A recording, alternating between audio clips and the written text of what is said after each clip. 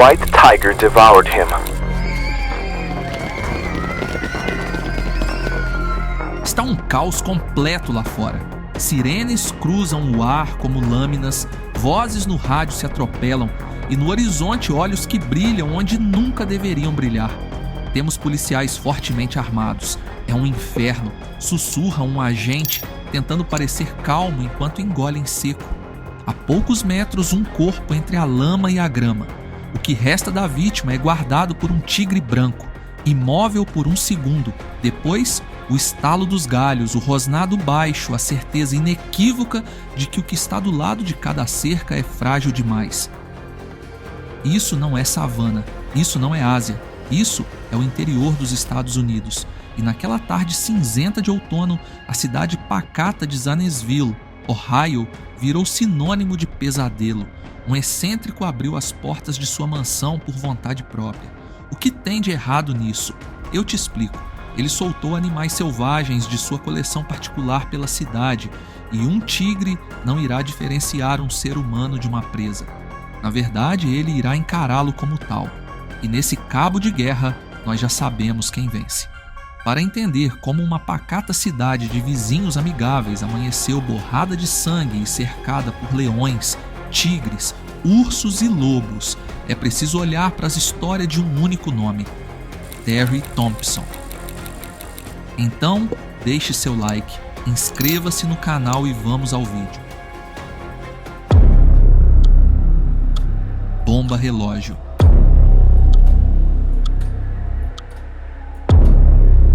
Terry, piloto e veterano do Vietnã, trouxe da guerra uma sombra invisível. Para acalmar seus traumas, ele encontrou um equilíbrio em Marion, uma amável mulher de riso fácil que lecionava na região. Juntos, montaram uma vida que cheirava a graxa de motocicleta, pólvora de armas vendidas e cada vez mais ao cheiro selvagem. Terry tinha gosto por ultrapassar fronteiras e essa obsessão ganhou forma no dia em que o primeiro filhote de tigre chegou como presente.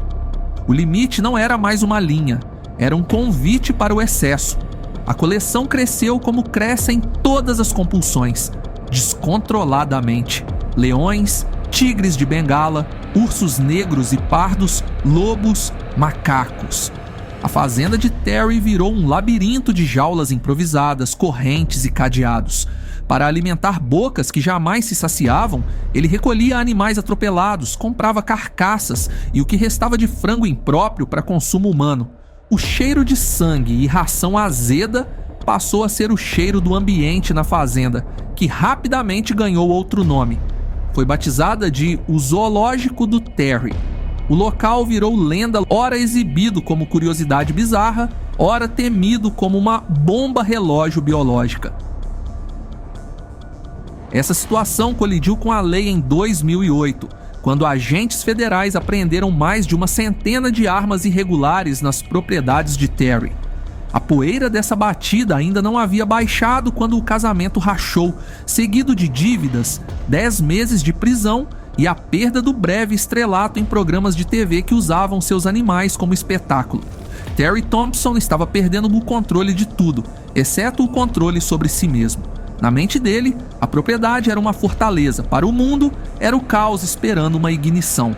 Uma bomba à espera da primeira faísca. Start. O início do fim veio na tarde de 18 de outubro de 2011. Sam Kopchak, vizinho de Terry, levou seus cavalos para o pasto como fazia todos os dias. Entre eles estava Red, seu cavalo mais próximo, pelo qual Sam tinha total devoção pelos anos de companheirismo. De forma inesperada, Sam viu os cavalos girando em círculos, inquietos, como bússolas enlouquecidas. O susto veio com a visão de um urso negro enorme, onde só deveria haver grama.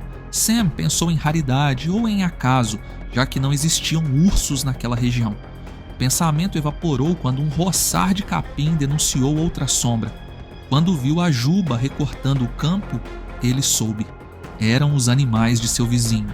O zoológico de Terry havia sofrido uma fuga em massa ou era alguma outra situação ainda mais séria? Em território de leão, correr é convite. Sam recuou devagar. com a dignidade de quem tenta parecer maior do que é. Olhou uma vez por sobre o ombro, uma vez só. O leão o acompanhava com os olhos, calculando distâncias, testando o limite invisível da cerca. Montado sobre Red, Sam conseguiu se distanciar de seus outros cavalos e chegar em casa. 911 foi discado com dedos que tremiam mais que o mundo. Sam foi o primeiro a denunciar o que havia ocorrido.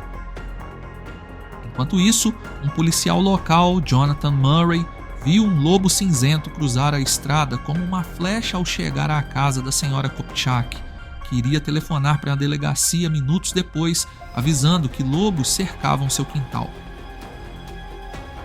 O protocolo nessas situações é tão simples quanto cruel: neutralizar a ameaça antes que ela neutralize você ou outro humano.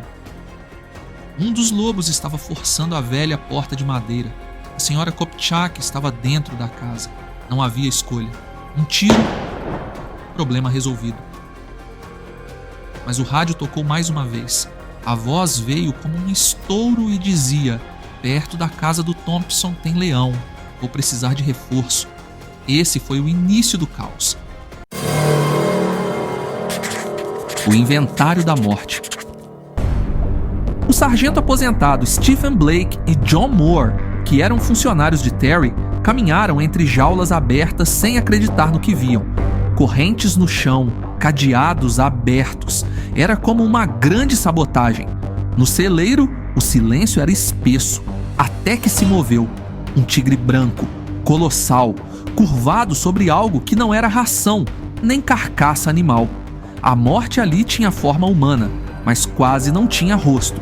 Àquela distância, não dava para reconhecer quem era, e se aproximar de um tigre enquanto ele come seria uma loucura. Enquanto isso, Murray, um morador local, estava dirigindo em direção ao centro da pequena cidade. Ele avistou um colega correndo para salvar a própria pele. Murray tentou puxar o rifle preso no suporte do carro quando viu um urso perseguindo seu velho amigo.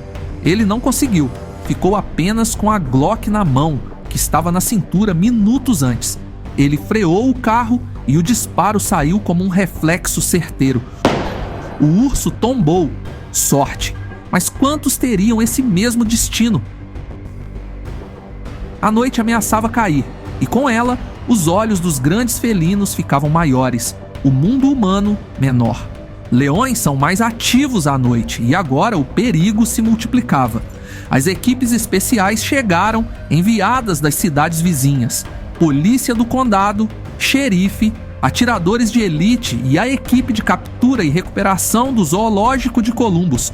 Eles carregavam anestésicos, dardos, gaiolas e, claro, armas. A imprevisibilidade era praticamente palpável ali. O xerife decretou a ordem que ninguém queria ouvir. Se algum animal ultrapassar o perímetro e se aproximar de áreas habitadas, não esperem, atirem. 2 tigres vieram primeiro, silenciosos como sombras pesadas, o olhar medindo a incerteza dos homens de colete e armas longas. Avançaram. Os tiros chegaram antes do impacto. No chão, os listrados se misturavam à escuridão noturna. Do outro lado da estrada, leoas observavam uma casa. O latido dos cachorros, inquietos por saberem que alguma coisa estranha estava se acontecendo do outro lado da porta, foi o suficiente para atraí-las. Quando elas pisaram no jardim, a viatura não teve outra opção a não ser abatê-las. 2 felinos poderosos davam seu último suspiro na grama verde de um quintal bem cuidado. A fuga em massa não era acaso, era um plano de libertação. E no meio desse plano, o corpo junto ao tigre branco ainda era um mistério. No rádio das viaturas, as notícias continuavam. Há um leão no aeroporto de Mount Perry. Repito, um leão no aeroporto. Em Zanesville, a cidade virou um tabuleiro em que cada quarteirão era um potencial campo de caça. À medida que a lua subia no céu, o dilema teórico virou decisão feroz. Priorizar a vida humana significa atirar. Dardos tranquilizantes exigem proximidade, ângulo limpo, dose exata por quilograma, tempo. Mas tempo não era uma opção naquela noite. Nenhuma dessas condições existia quando um tigre nervoso corria no crepúsculo de um bairro residencial, procurando a quem atacar. Depois de muitos tiros, silêncio. Então veio a contagem, a aritmética que nunca deveria ter existido em cidades pequenas. 47 animais exóticos abatidos, um inventário que ninguém gostaria de conferir. Entre eles, 18 tigres de Bengala, 17 leões, 6 ursos, negros e pardos, 3 pumas, 2 lobos e 1 babuíno. Apenas um urso pardo e 2 macacos foram capturados com vida. O resto foi varrido pela urgência. Um puma escapou apenas o suficiente para morrer na estrada, atropelado por um mundo que não foi feito para ele.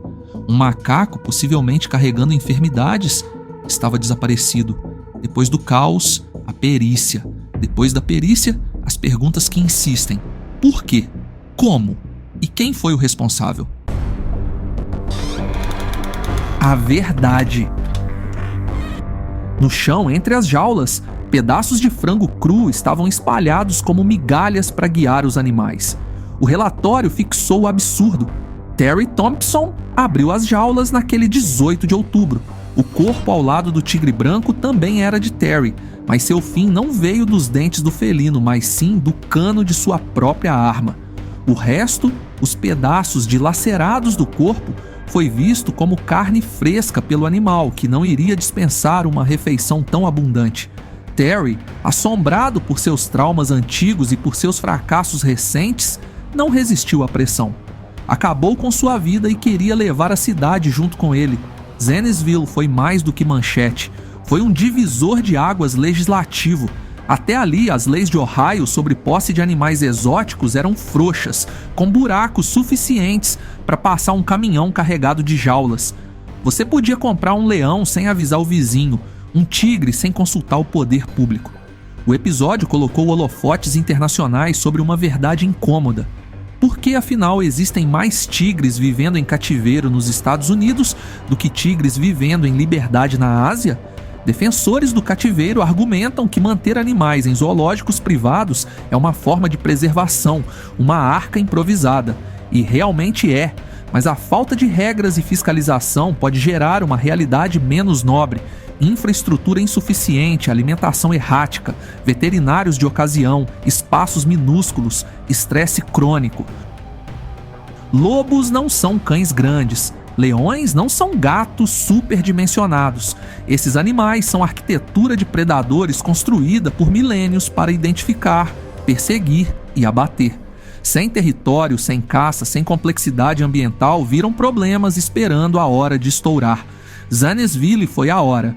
Em minha opinião, a maior lição que podemos tirar disso tudo é que o caos, quando chega, não pede licença. Ele apenas reina. Deixe seu like e inscreva-se.